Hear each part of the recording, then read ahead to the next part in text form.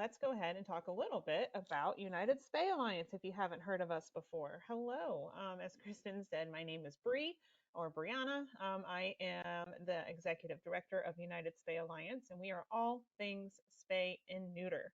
And so we know that spay and neuter is essential. It is the most powerful tool in our toolbox for anyone who cares about helping animals today, about helping animals tomorrow, about preventing suffering, about easing the burden on shelters, easing the burden on rescues. If you care at all about animals, then you have to care about spay and neuter.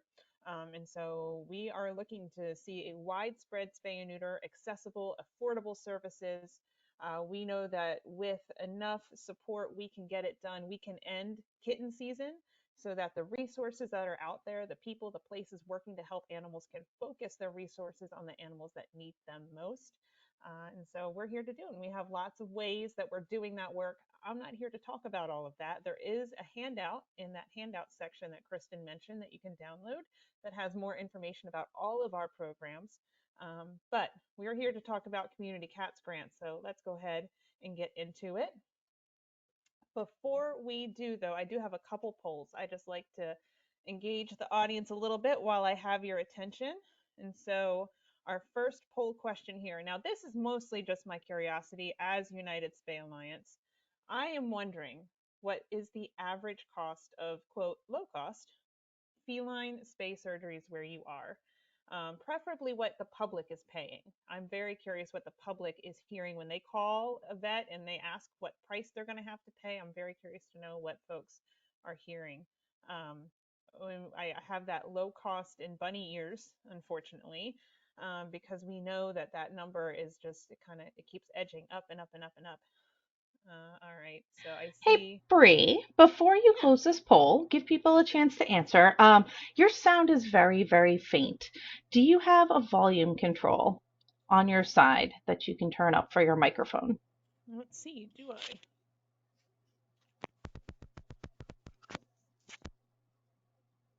Okay, is that better? A tiny bit. Mm, okay.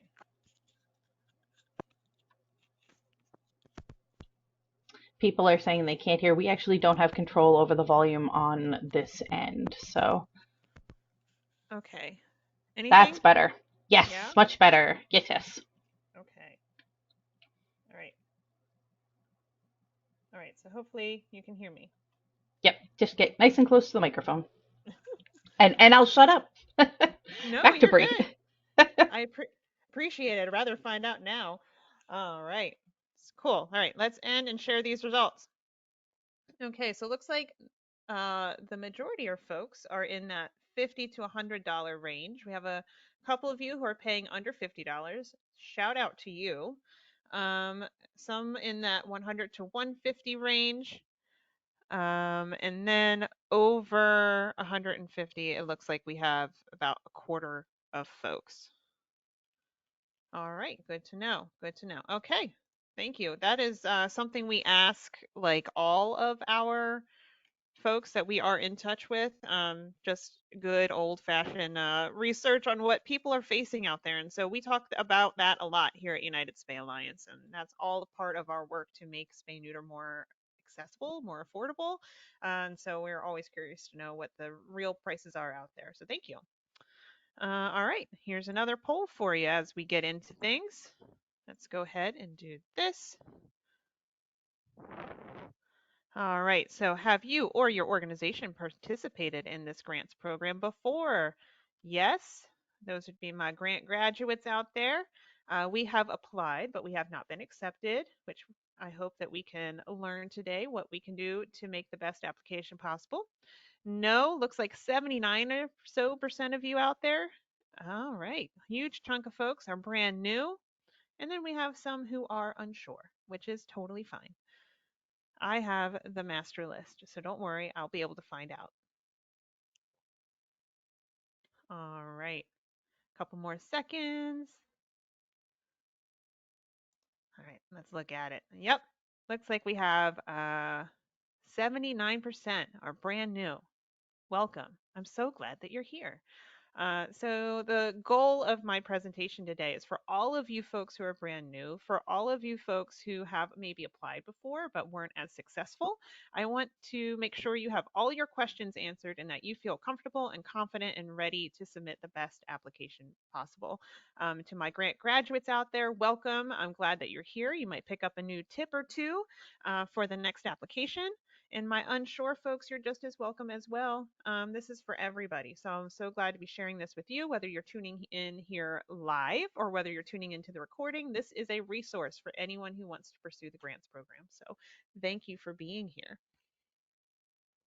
All right, just a quick overview. I am going to talk a bit at the beginning here about the program, why it is set up the way it is, who we are looking to support through this program, what folks can expect to get out of it. Between point 2 and 3, between the overview and application, we are going to pause and take some time for questions. And then we're going to talk about the application. We're going to pause again, answer more questions, and then we're going to round out our presentation by talking about some different tools and fundraising ideas for anyone who might be looking to implement some fundraising. So whether you're a grantee or not. And so as you hear our presentation today, if you do have questions, go ahead and use that questions box to submit those. And so Kristen's going to help me. Hopefully I'll be keeping an eye on those. And so we are going to pause a few times to answer those questions. Again, we want to make sure everyone feels ready to tackle the application and have a successful grant cycle. So talking about the Community Cats Grants Program. And so this was launched in 2017 under the Community Cats podcast. And the vision from its inception has really been to help small grassroots organizations who are out there trying to support the spay neuter of cats who live outside, or in other words, small all volunteer TNR groups, or any other group who was working to spay neuter outdoor cats, especially all those groups who say, well, we can't fundraise for spay neuter. There's no way our community is ever going to help us raise money for these outdoor cats. All the people who think that they just couldn't do it or that the community won't help. This grants program was set up to prove that, yeah, you can, and you can be successful, and the community can't wait to help. And so we set out to prove that even grassroots groups fundraising for outdoor cats can in fact fundraise, can make a difference. And that's what this Community Cats Grants program was designed to do. And so it moved under the umbrella of United Spay Alliance in 2024. I personally have been working with the grants program since around 2020, 2021, somewhere in there. And so I have had the pleasure of working with several grant groups now, if you can believe it, around 4 or 5 years now, maybe 3 or 4. I'm not good at math. You check my math. So I have had the pleasure of reviewing these applications, working with groups through all of these different grant cycles. And so I hope the information and what I have learned and what I've learned by working with folks is helpful to you today. But let's talk a little bit about the impact of our program so far, just because I'm so proud of it. And I really do love this grants program. So I might gush a little bit. But since 2017, our organizations that we have worked with, the grantees who have gone through this process, they have collectively fundraised $762,000. We have worked with 291 different organizations. Now, groups can participate multiple times, and we do have groups that have gone through more than one cycle. And so this 291, that is the deduped number. So those are unique organizations that we have worked with. Over 21,000 cats, y'all, have been spayed and neutered, and we have given out over $488,000 in grants. All right, so those are some good numbers. I'm pretty proud of those numbers. And if we put them all together, that is a total investment. If you put what groups have fundraised for themselves, combined with what this grants program has given out, that is over $1.2 million invested in the spay neuter of community cats at an average cost of about $58.98 per cat. And so I just think that's super cool. So everyone out there who's like, I'm just a small grassroots group, what can I do? The answer is a whole heck of a lot. Let's look at what we've done together. Look at that. That's all you guys on the ground. And so I am going to talk a bit about the grants program now, but again, I just want to say how much I love this program. I love all of you who are out there making a difference and doing the work, all the volunteer groups. And so I just want to take a moment and say that. I'm sorry, my foster dog is being adorable and distracting me right now. All right. So we have our grants program. And so getting into it, this is a matching grant opportunity above and beyond anything else. We are here to encourage your fundraisers to help you be successful in your own fundraising efforts. And then we are going to match up to $2,000. And so that's really the bar. We want everyone to fundraise $2,000, and then we will send you a $2,000 check. That's your grant award. So, and we are challenging organizations to plan and implement a brand new fundraiser. And so sometimes that is one of the things to take into consideration as you are considering this grant program is whether or not you are able to take on a brand new fundraiser, but that is part of it. And so we'll talk more about that in a minute. So our ideal applicant. Yes, let's get into this. And so this is our kind of checklist of who we are looking for. And so we are looking for organizations who are based in the United States and that they are a registered 501c3 nonprofit organization. That is a must. We are looking for organizations with an annual revenue around that $150,000 or less mark. I get a lot of questions about that. And is that a hard and fast number? And the answer is no. There is some wiggle room. There's some gray area around that $150,000. We understand that budgets vary. However, I will note that if you look at Group 20, which is the grant group that just finished their fundraising phase, and so that is the most recent grant group. If we're just looking at them as an example, um, the vast majority of organizations participating in that group file 990N or the postcard, which means they make less than $50,000 in revenue. There are maybe one, maybe two groups that kind of edge toward maybe the $200,000 mark, but the vast majority of groups are well below that. They're under that $50,000 threshold. And so that is a lot of who we target in this grants program. Has been in operation at least 2 full years. And so when I say operation, I mean that you have had your 501c3 status for 2 years. And so I know that some organizations get together and you're just kind of a loose group of individuals doing great things. And I'm not taking away from any of the work that you have done. But being a sustainable nonprofit and filing all the paperwork and things that come along with that is a slightly different consideration. And so we are looking just for sustainability for groups that have been around about 2 years. We would like you to have an established active TNR program, whether it is one that you yourselves run or you promote TNR to the public and offer resources and referrals to TNR programs. We are looking for groups that talk about TNR with their community. We I am less interested in groups that, maybe it's like if you know the right person or you call the right number or the board member asks for these cats to be TNR'd. And so if it's like a something you do on the side or under the radar kind of thing, I will take that into consideration, versus groups who are out there and maybe more public and advertising and doing outreach to the community to talk about TNR. This is something that you offer as a public service. People know how to find you, get in touch with you, ask questions. And so a TNR program that's really targeted toward the community and is active. And so this isn't necessarily for, I think we could do TNR if only we had some money, we might start a program. This isn't for pilot projects, for something you haven't already established. This is for those groups who are off and running. And this last point here has claimed and updated their organization's GuideStar profile. So if you haven't already, every nonprofit has a GuideStar profile, and I encourage everyone to go out there and claim their profile.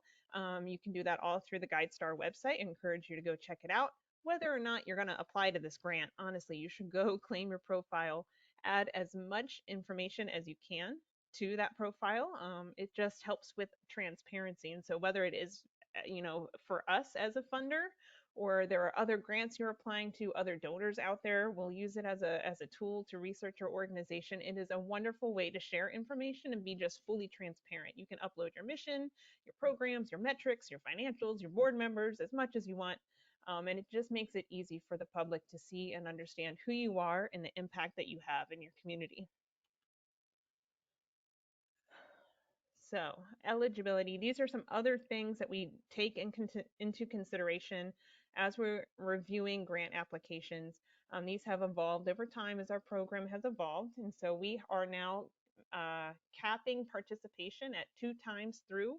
So if you are a previous grant graduate and you have already received a grant 2 times, we are going to be giving priority to other groups who have not participated as many times or at all before. And so I always say you're welcome to submit an application. I guess you never know what's gonna, happen at the end of the day, but we are giving priority to groups who have not yet had the opportunity to work with us through this program.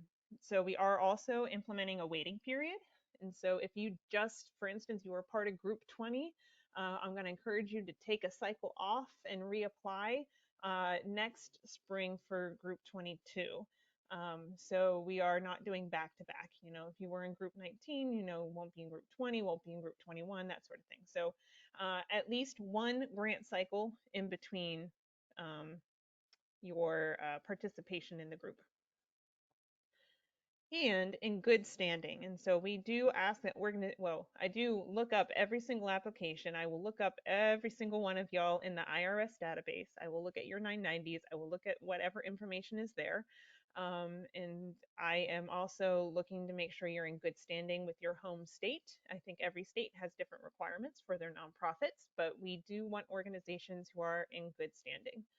Now, if there's some reason that if I'm going to go into the IRS database and see that you've had your nonprofit status revoked in, the recent past, it's not necessarily going to disqualify you. I would encourage you to go ahead and explain why that happened on your application, because I'm going to see it, and it's better if you tell me why it might have happened. And so I have that understanding rather than me, coming to conclusions on my own.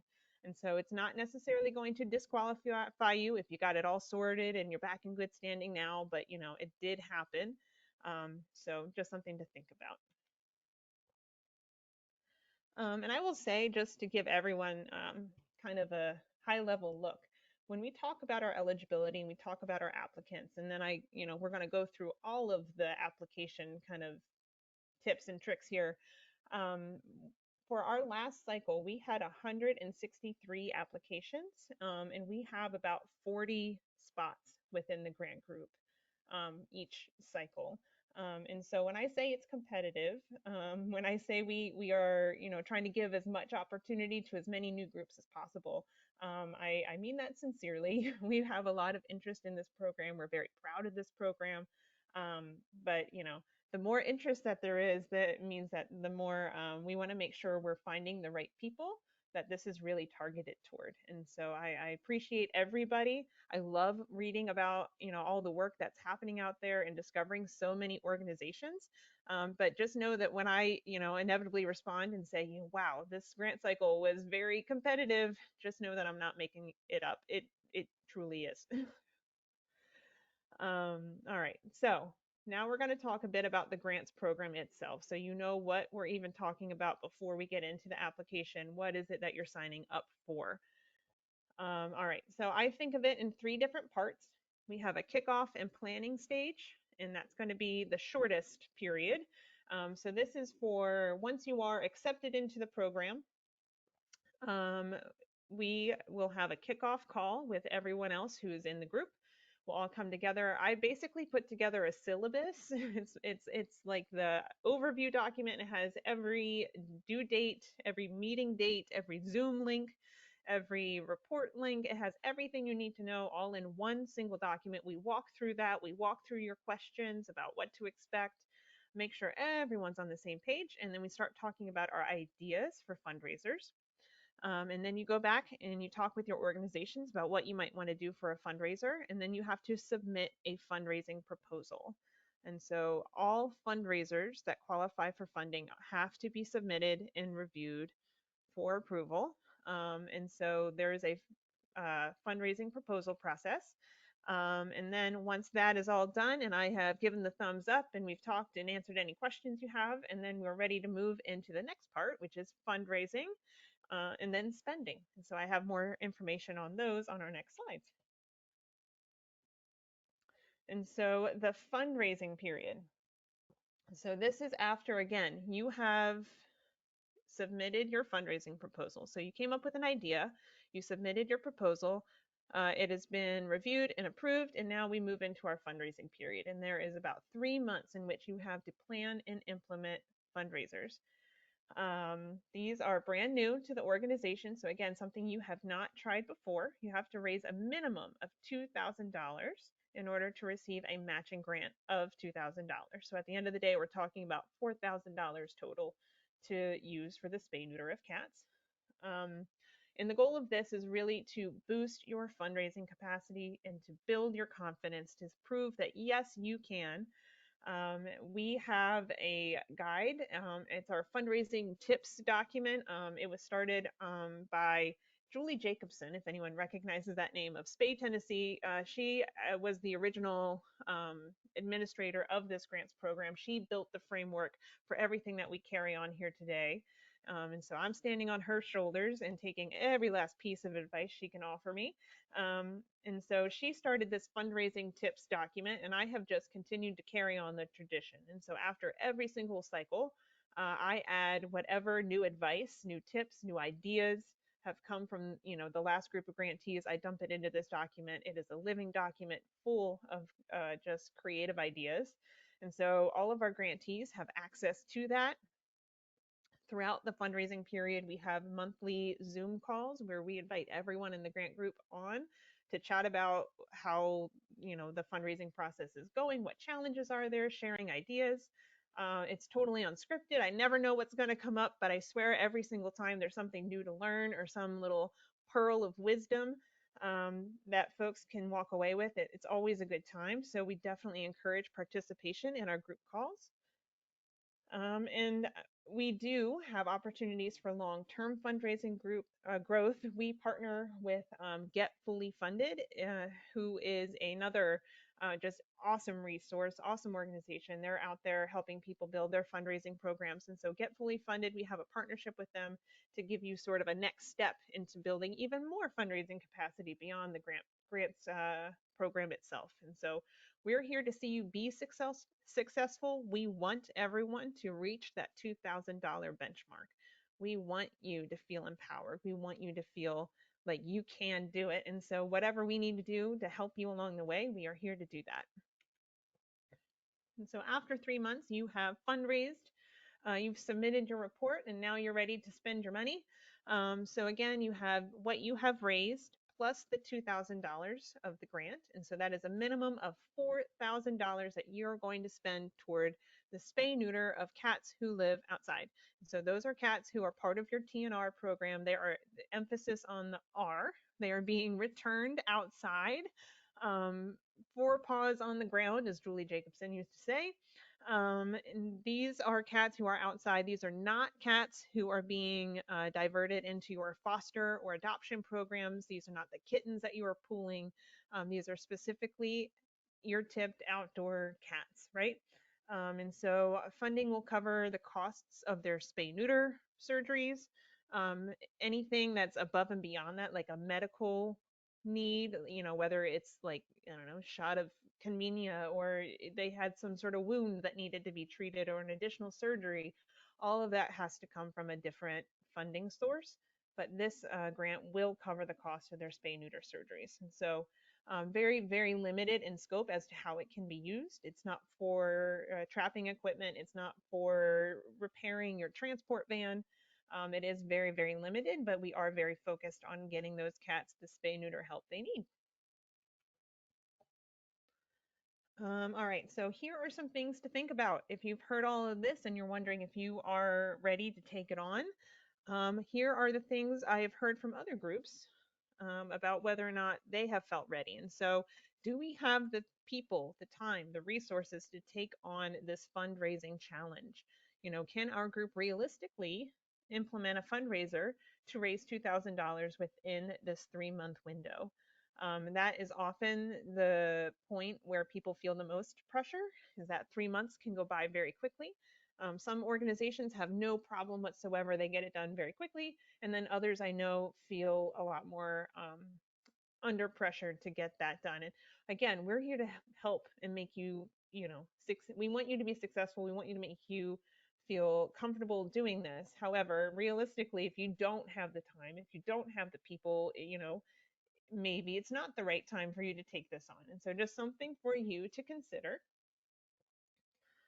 We are also asking you to spend all that money within a certain time frame. And so, can you realistically get enough trapping done? Do you have the capacity to, get that many cats trapped in through surgery to spend $4,000 within the time frame? That is often another consideration. Again, some groups have no problem. This is very easy for them to spend that amount of money in that amount of time. But if you have a much more limited capacity for trapping, then that is something for you to keep in mind, is that we are going to ask you to stick to this timetable. We are going to need you to get that money spent within a certain time frame. And what are you going to need to do to make that happen? And then we also ask folks to consider the collaboration aspect of it, because one of the biggest benefits and the thing that we hear most about from our grantees is the monthly calls. People get a lot out of them. They really enjoy them. Collaborating with one another, sharing ideas, that opportunity to network with people who are doing the same thing that you are, that is a huge opportunity, and we want people to take advantage of that. We know that people cannot, I hold these calls at 6 p.m. Eastern time, which I know is very not convenient for folks on the West Coast, and I apologize for that. So we have the opportunity to listen to the recordings. We can chat via email and collaborate with one another in different ways. And so all of that is highly, highly encouraged. And I will note that I do take note of who is participating in those calls and who is staying in touch via email. And, I am making note of that. And so that is something that I do take into consideration if a grant graduate is reapplying for the program. All right, so here is the timeline. I see a question about the time frame. Yes, okay. So the time frame for spending, just to clarify, I bump it back to the start of the fundraising period, because technically as soon as you raise the money, you can spend that money. And you can even spend toward the grant, just reimburse yourself once you receive the grant check. So I would say that it's a 6-month window. It's the 3-month fundraising window plus the 3-month, additional time to spend that money. So it's like a total of 6 months. So looking at group 21 here as an example, I would say May 17th would be the start, and you have all the way until November 17th to spend that money. And so it's 6 months. And again, some people, that is absolutely not a problem. But for others, it's just something to keep in mind. And so these slides are in your handouts if you want to download them and have access to this timeline.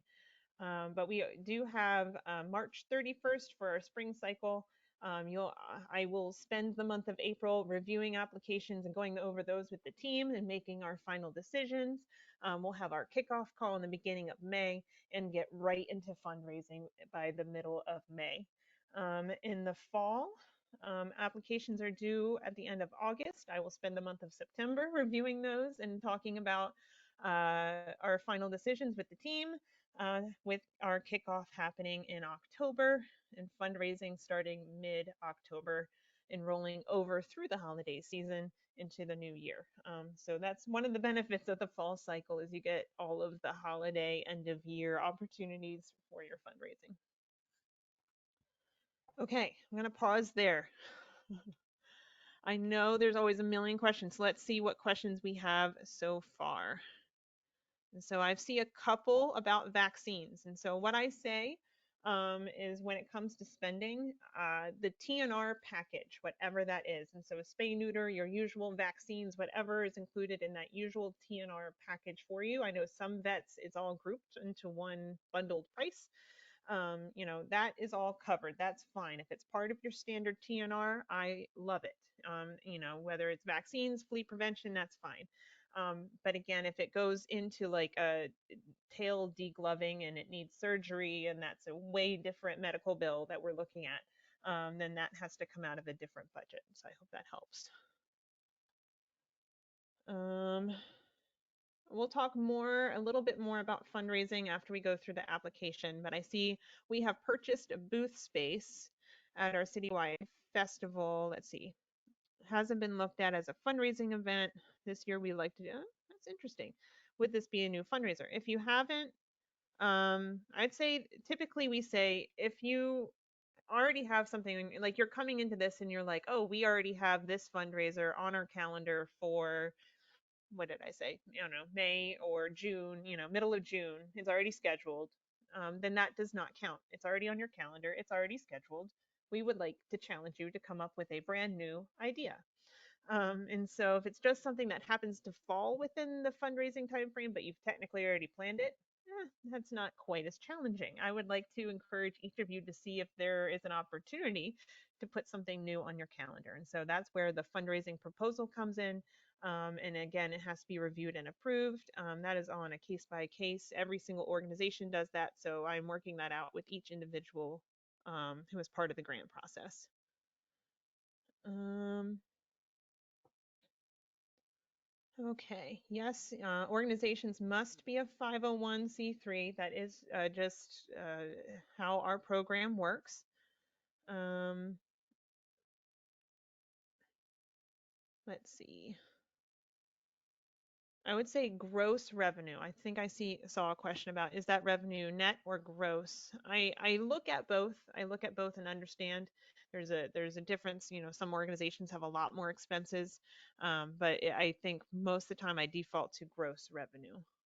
So again, it's like a gray area because there's so many different types of organizations that apply to this program, which we're going to talk about here in the application section. And so I do understand that there are lots of asterisks in but we are in the hold on there in the but what about this, and I tried to take as much of that into account as possible.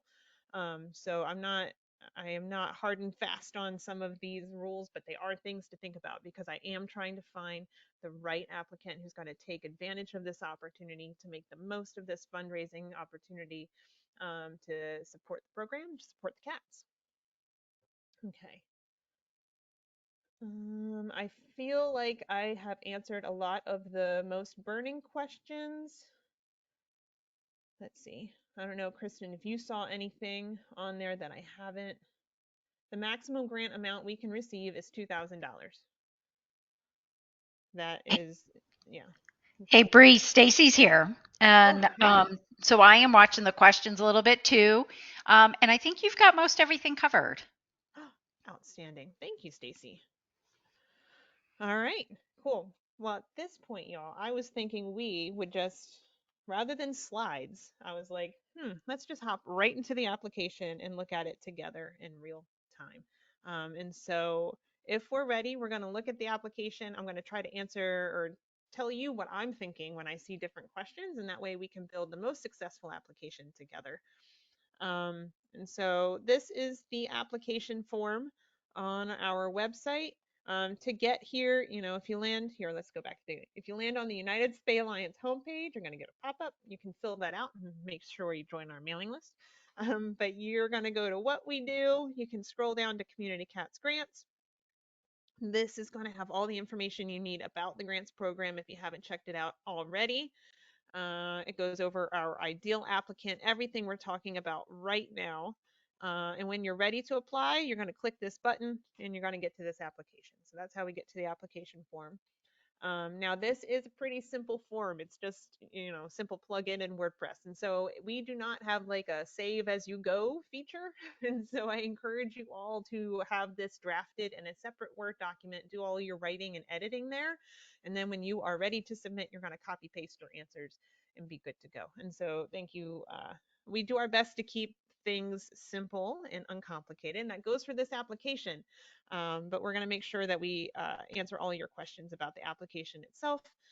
Contact name and information. I feel like you can handle that part your website, your social media if you have it, your guide star profile. Now this I know I get questions about this. So this is GuideStar. This is Candid. Again, if you have not looked up your organization or claimed your profile, I encourage you to do so. So let's do this. Ooh, Spay Alliance. Okay, so here's our profile, and we can go click on it. And this is United Spay Alliance's profile. It has our information. It has our 990s. It has information about our programs. So I encourage you, go check it out. There we are. And so all I'm going to do for the application, though, is I'm going to copy this URL, and I'm going to boop, put it right there. And the reason I like that, honestly, is because I can just click on it when I'm in the back end reviewing your application, and you just make my life that little bit easier. It's less typing. So that's really why I like to do that. That's what I mean by the URL for GuideStar. I encourage you to go check it out. So and what level of transparency? This is a new question for this cycle. So you have different options here. And so what I'm talking about is here, this right here for United Spay Alliance. It says we have a platinum transparency.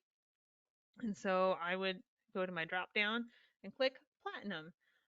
But you would select whatever it is for you. Some organizations, if you have not claimed your GuideStar profile, that's there for you. If you have claimed it, but you don't yet have a seal, that's there.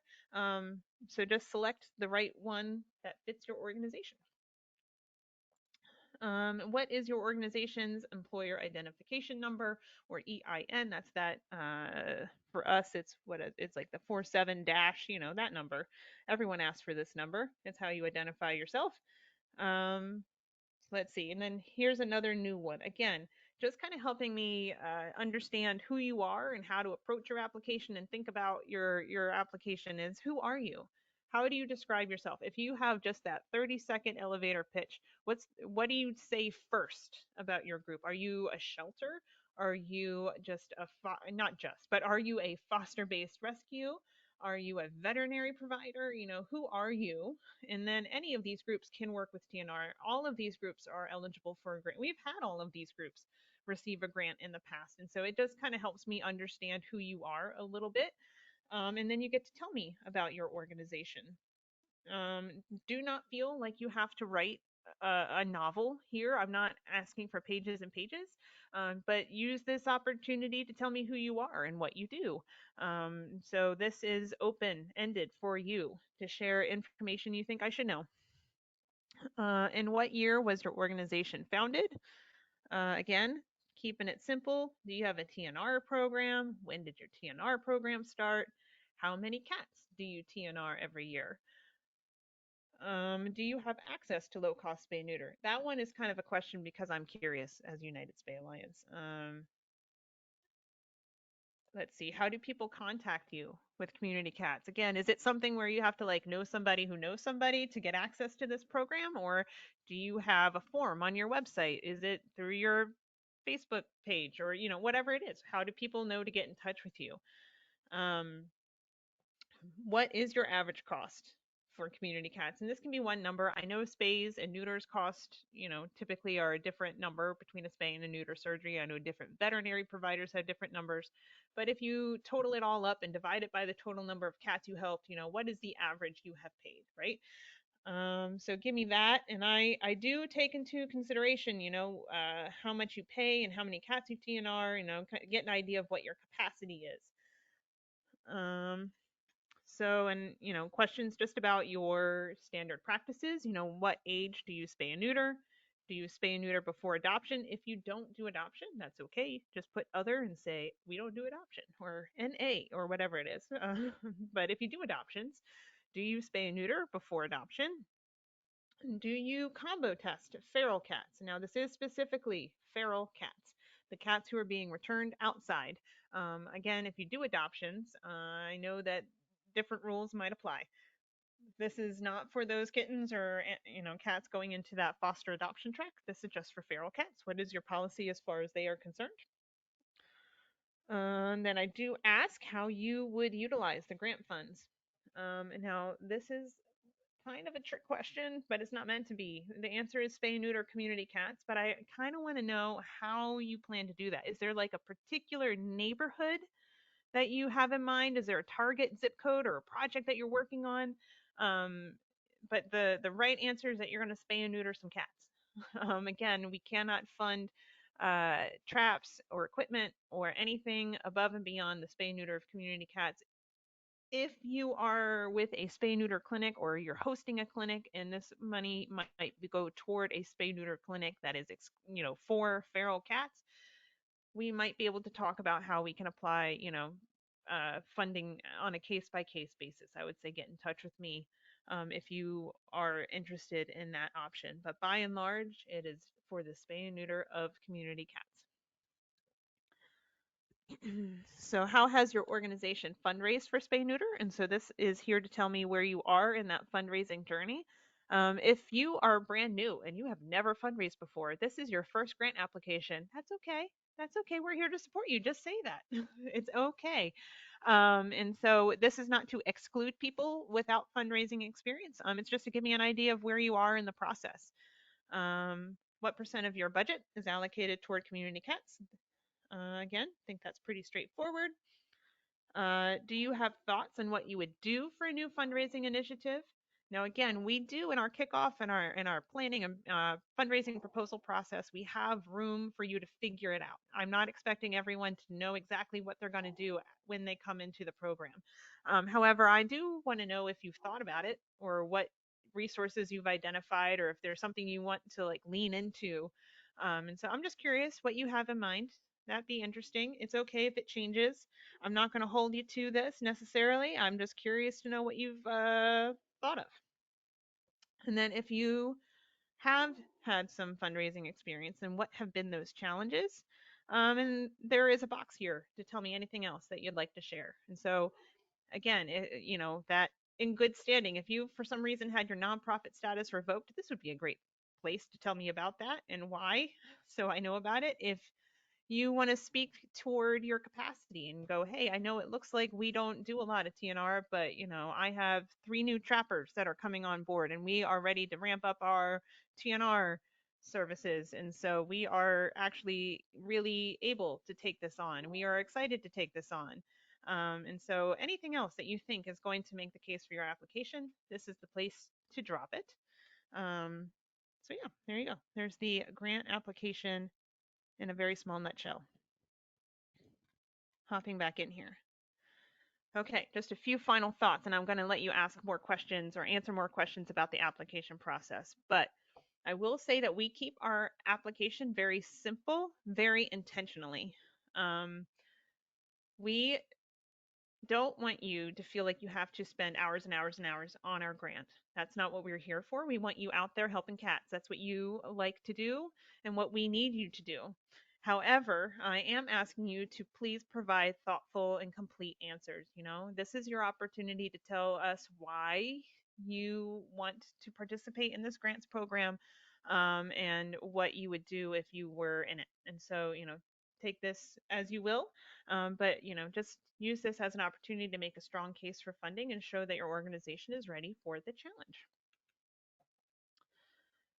And again, just emphasizing, these are some of our most frequently asked questions that I get about the fundraising aspect in particular. Yes, they must be brand new. Anything that has already been planned, is already on your calendar, is already an annual event, that sort of thing does not apply. Approval is required. You're going to have to submit a fundraising proposal in order to have that fundraiser approved for funding. And brainstorming is encouraged. Again, you don't have to come in knowing what you're going to do. I'm not personally going to deduct points if you say that we are thinking about this, but actually aren't sure and are eager to explore ideas. Or, we found out that we have this XYZ resource and just aren't sure how to wield it yet. And so there is more time for brainstorming together, for you to look at that fundraising tips guide that I mentioned. So until that fundraising proposal is due, you don't actually have to have the most solid of plans. But I do want to know that you're thinking about it. I do want to know that you're thinking about all of the potential challenges and things that you're going to have to do to make sure that your group is successful within the time frame. All right. So I'm going to go back to the questions box. So again, I know that there's so many questions about the application. Um, all right. So Bree, do you want me to jump in here and give you a little bit of a summary situation here with some of these questions? yes, please. I'm trying to kind of look at them. A lot of questions around young organizations, municipal organizations. Can you just go back, like if it's or a for-profit business or an LLC? um, what do you really need to be able to qualify to be an applicant in the scenario? So do you have to have your 501c3 for over 2 years? Is that the group model there? Yes, that is generally the benchmark. I have been guilty of like going with a year and a half, but like we like to see that you have been around definitely more than 1 year, definitely a 501c3. If you are in the for-profit space or, you're not necessarily a registered nonprofit or you're a municipal group, I encourage you to find a nonprofit sponsor or a friend in the nonprofit space that we can work, with. We have done that as well, where you find a nonprofit sponsor and you work collaboratively to, get that money where it needs to go. Do you have to have a Facebook or Instagram presence? You do not. I will say it's not required. I do check out everybody's website and I do, whatever it is that they're putting out there. And so I'd be curious though, just, to how are you engaging with the community? How are you getting out there? How do people know about you? And so make sure you address that. Just because so many people go to Facebook, I know that it seems like that is like go like with the standard for everyone now has a Facebook page, and so it's totally fine if you don't. Just make sure you communicate how people are finding you. Say you have a foundation out there that's already contributing $30 per cat. Can you utilize this grant for the balance of funds so more cats can be TNR'd? Absolutely, that sounds great. um, More subsidy to make sure that more cats can be spayed and neutered, I think sounds good. Let me think here. Can we solicit a matching donor for the grant? Yes, you can. You can always, yeah. I talk a lot in those kickoff calls, especially about leveraging the power of just the terms matching grant. So if you can solicit a matching donor as your fundraiser, that's fantastic. I would even challenge you to fundraise on top of that. Then you have tripled your money instead of just doubled it. But, that's just me. If your grant application is denied, will we receive feedback on why so that we can do better next time? That's a good question. I will say that I do my best. And so initially you might if you have questions about why your application was denied, you can definitely reach out to me and I will do my best to provide answers to you as to why. Um, on the broad scale, you might not get the most personalized email off the bat, but again, I'm here to support you and make sure that you feel like you can apply again in the future and be successful. And so I'm happy to work with folks. A couple of people asked, is there a character limit in the fields? That's a good question. I have not looked at the back end of the form. I don't know that there is. There probably is. Something's built into WordPress. So I don't know the answer to that offhand. What is combo testing? Combo testing is for FIV and FELV, the two acronyms, right? And correct me if I'm wrong on this, Stacy, but it is a test that tests for those two things. And so it is one of those things that some groups will do just automatically for every single cat, whether they are healthy or not, whether they're going outside or not.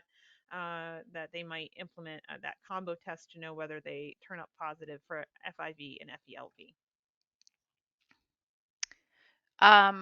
I'll answer the question quickly. Does the fundraiser have to be an event? I will say no. You can disagree with me on that one. It does not. In fact, I think Right. there's lots of creative ways to raise money that have nothing to do with in-person events. Can the application be part of an existing 501c3 organization that is just adding a new TNR program? I like to see some presence of the TNR program in the app in our group, only because so many TNR, again, you want to see sustainability. You want to know that it's going to a group that's going to be able to do this in, the bigger picture, the long run, or whatever you want to phrase it as. And so I like to see a TNR program that's been around at least a year. um, but that's just me. I'm going to remind the group, if you go up on your GoToWebinar app, there's like a little piece of paper with a little paper clip there, and you can download the slides there. There are a couple questions of folks asking about the timelines again. And so really go and take a look at that slide. All right. Looks like I've got most of them covered, I believe. So feel free to keep going.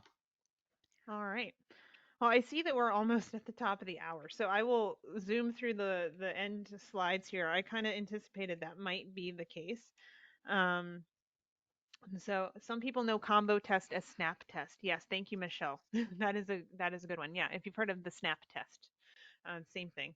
Um, all right, so I have some cool tools. Again, if you want to go into the handouts, download these slides and you can take a look at them.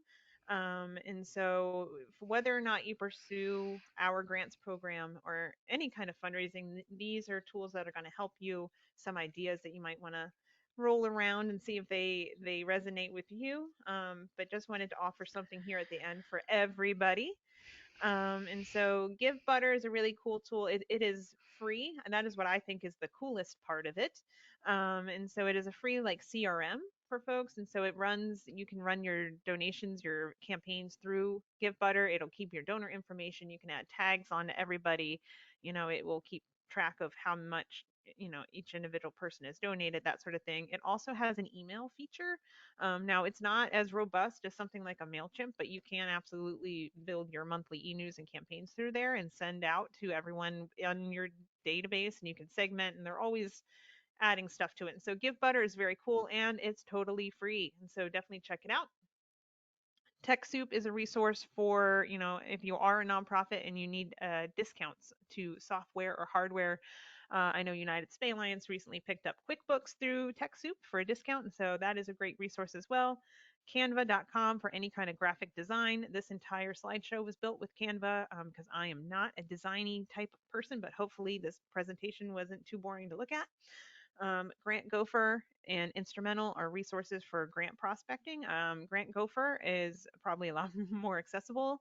Instrumental is really cool. I think it has a lot of awesome features, but it is a little bit pricey. So there are tools out there to help you prospect and research different grant opportunities. And then ChatGPT is just one of, I know, several AIs that are out there now to help you do your work. If you haven't tried AI, to help you with any of your ongoing work, I really encourage you to check it out. I mean, it's a game changer. You can write adoption profiles, you can write emails, you can build, I don't know, a whole slideshow. So just check it out. And then we have lots of other tools, tips, ideas. I know we're coming down to the end here. I want to give a shout out to absolutely all of our grantees. I was having so much fun updating the photos with our groups 19 and 20 who have submitted their reports more recently. And so I just such outstanding work on creative ideas always. I know this, little guy here next to the bag, they collected cans and did a bottle drop out there in Oregon to raise money.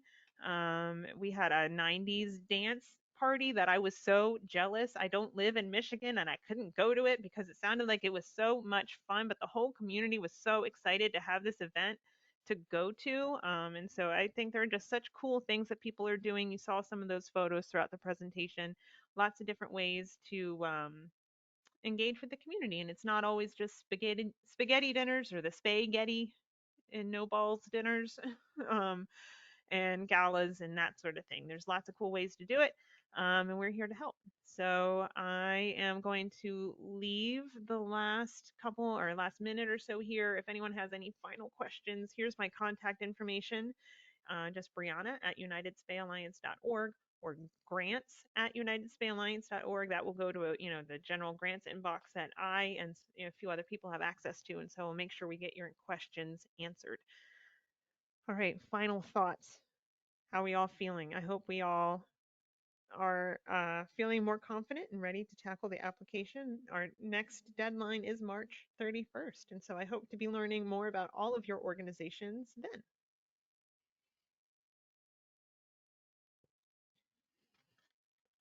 Looks good, Bree. People are saying thank you. Hey, all right. So shout out to everybody. We look forward to a new group of Community Cats grants. This is a program that I love tremendously also. And so, yep, we hope everybody has a good day. Yep, everybody's heading out. So, all right, Sounds Kristen. good.